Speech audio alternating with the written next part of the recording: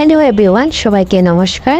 কালকে ছুটির দিন ছিল শুক্রবার, আর আমার হাজব্যান্ড প্রতিদিন এত ব্যস্ত থাকে যে আমাদের ঘোরানোর সময় পায় না।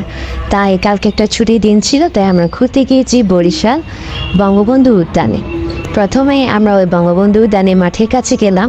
ওইখানে গিয়ে একটা বঙ্গবন্ধু স্মৃতিসৌধ ছিল, যেখানে আমরা ঘুরতে গিয়েছি আর একটু বসেছিলাম।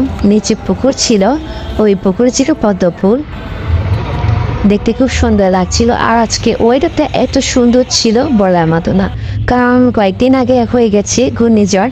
আপনারা দেখতেই পাচ্ছেন আকাশটা কীরকম দেখতে সুন্দর লাগছে।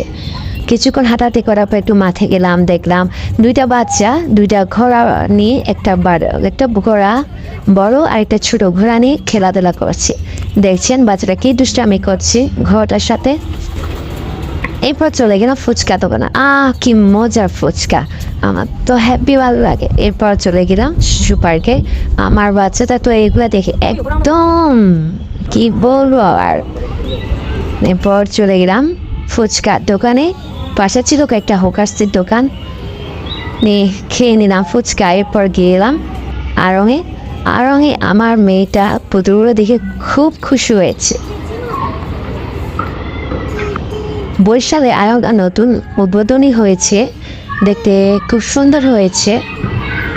এরপর আমরা চলে যাচ্ছি, কারণ রাত বেশি হয়ে যাচ্ছি আর আমার মেয়েটাও শুয়ে পড়েছে।